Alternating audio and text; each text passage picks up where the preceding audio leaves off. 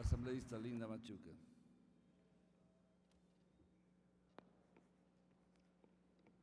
Gracias, señor presidente. Como ecuatoriana, yo me siento orgullosa de que nuestro país haya decidido dar un paso adelante para expresar una muestra de solidaridad mucho más concreta que las palabras de apoyo que se han dado alrededor del mundo.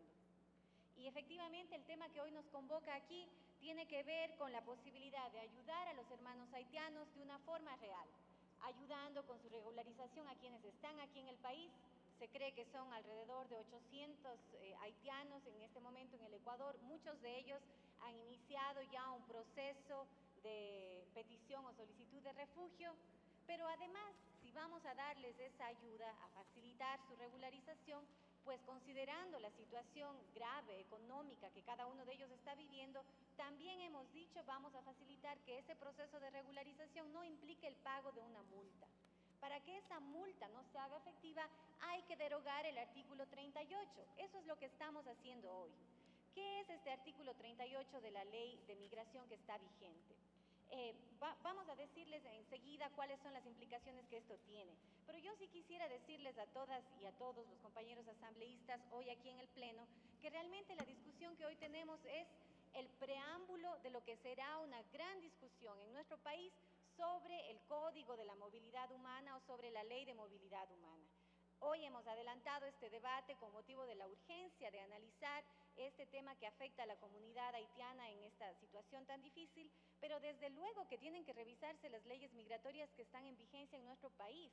Tenemos una ley de extranjería absolutamente caduca que trata a los extranjeros como si fuesen prácticamente enemigos. Una ley de migración que este momento no contempla la realidad que tiene nuestro país con tener 3 millones de ecuatorianos fuera, con tener el fenómeno o el hecho migratorio de algunos hermanos colombianos, peruanos y de otras nacionalidades que siendo vecinos naturales están llegando también a nuestro país. Existe una confusión en las leyes vigentes sobre lo que son los controles migratorios y el control de la delincuencia, por ejemplo. Entonces, no es que estamos en contra de los controles migratorios, de ninguna manera. Desde luego que tienen que existir, pero con un criterio de derechos humanos. Y yo creo que a ningún ser humano se le puede negar que es un derecho innato de todos ellos. En el artículo 38 de la Ley de Migración vigente, se penaliza la migración.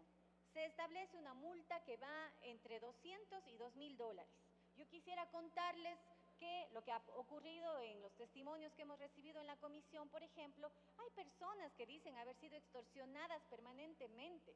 O sea, usted tiene un parámetro de una multa ahí que debería pagar por haberse quedado más del tiempo establecido en el Ecuador, y hay gente que empieza a pedirle, bueno, usted puede pagar un poquito más o un poquito menos y le vamos a dar determinado permiso. Hay casos muy crueles, muy duros que se dan día a día de personas que están siendo chantajeadas, extorsionadas a pretexto de la multa. Mismo hecho, el que exista la vigencia del artículo 38, por ejemplo, ha posibilitado que se lleve a cabo el convenio de intercambio de lugar de penas. El Ecuador mantiene con algunos países este proceso en el cual usted puede traer compatriotas nuestros que están en otras cárceles y enviar a su vez a ese país los presos que están en las nuestras. Sin embargo, al tener que pagar estas multas, esto no ha podido ser posible. Y siendo este un caso de derechos humanos, un caso en el que nosotros, por ejemplo, exigimos que esto se pueda llevar a cabo, está limitando esos procedimientos constantemente. También conocemos que gran parte del presupuesto de algunas instituciones, como por ejemplo la Dirección de Migración, se basa o se sustenta en estas multas.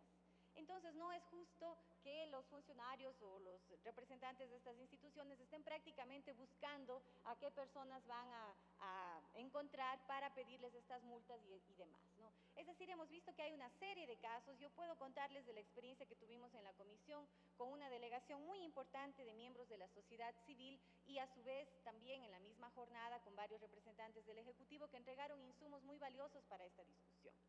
Y uno de estos elementos que se incorporó, incluso consta este momento en las transitorias, es aquel que complementa lo que ya dice el decreto ejecutivo que plantea esta ayuda y este apoyo a los ciudadanos haitianos. En aquel decreto ejecutivo se dice que además se facilitará para la reunificación familiar de aquellos haitianos que están aquí con sus cónyuges. El término cónyuges implica la relación matrimonio, que no es muy común en muchos países, y Haití es uno de ellos. Nosotros hemos planteado que se amplíe esto, reconociendo desde luego las uniones de hecho y la familia que esté alrededor de ese núcleo familiar, como el caso de los hijos o los niños que puedan estar huérfanos, quienes también son una prioridad en este momento. Yo creo, compañeras y compañeros, que si bien es cierto, este es un debate muy importante previo al gran debate de lo que será la reestructuración de las normas que rigen y que norman, desde luego, la emigración, la inmigración, el refugio, el desplazamiento en nuestro país. Pero es también un mensaje muy importante que como país, como Ecuador, le estamos dando al mundo entero.